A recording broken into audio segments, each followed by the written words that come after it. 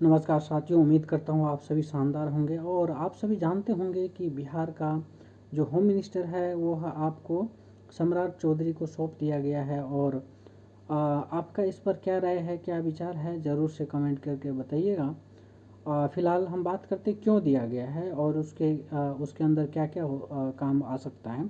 तो देखिए, सबसे पहली बात तो ये है कि जो सम्राट चौधरी को सौंपा गया, उसके पीछे कुछ पॉलिटिकल एंड स्ट्रेटजिक रीजन है। सबसे पहली बात तो ये है कि उन्होंने जो बीजेपी को सबसे ज़्यादा सीट आया है और बिहार के अंदर, तो एक रीज़न तो ये हो सकता है। दूसरी बात जो है, नीतीश कुमार खुद भी इस पद से जो है क्विट किए हैं। उन्होंने खुद अपने मन से जो है उसको क्विट किए हैं। दूसरी बात, जो सम्राट चौधरी है बीजेपी के नेता है और एक वरिष्ठ नेता कह सकते हैं आप, है ना, एक्सपीरियंस नेता उनके हिसाब से। बाकी आपका क्या सोचना है, ज़रूर से बताइएगा, ठीक है। और तीसरी बात जो है, जो सम्राट चौधरी ओबीसी समुदाय से आता है, तो ऑब्वियस सी बात है, ओबीसी समुदाय के सबसे ज़्यादा पॉपुलेशन आपको बिहार के अंदर देखने को मिलेगा। केवल बिहार के नहीं बल्कि अदर स्टेट्स में भी यही सीन है। तो एक रीज़न ये हो सकता है।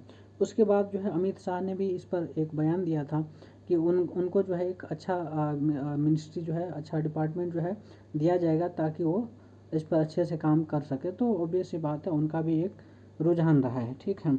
उसके बाद जो होम मिनिस्टर है, ठीक है, उसके अंदर जो है लॉ एंड ऑर्डर का और सिक्योरिटी का रहता है। तो ऑब्वियस सी बात है, वो सोच के भी दिया जा सकता है।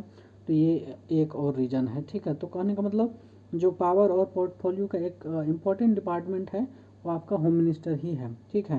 तो इस वजह से एक इम्पॉर्टेंट डिपार्टमेंट है। और इसके अंदर क्या क्या आता है मैं एक बार बता दे रहा हूँ, ठीक है।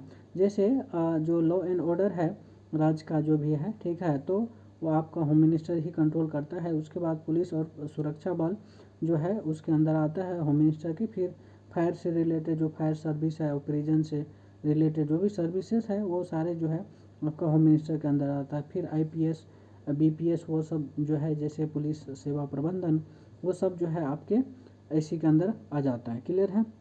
उसके बाद जो है आपका ह्यूमन राइट्स से रिलेटेड जो भी है ना, स्टेट ह्यूमन राइट कमीशन के मामले में भी निपटारा जो ही करता है। फिर जो डिजास्टर मैनेजमेंट से रिलेटेड हो, या फिर वीआईपी या वीवीआईपी उसके सुरक्षा से रिलेटेड हो, ठीक है। फिर सेनानियों और उनके कल्याण के लिए जो भी एक सर्विसमैन है और उनके आश्रितों के लिए उससे जुड़ी योजनाओं पर काम करते हैं, ठीक है। फिर वित्तीय और प्रशासनिक प्रबंधन हो, ये सारी चीज़, फिर एजेंसी वगैरह जो है, इनका कंट्रोल इन्हीं के हाथ में होता है।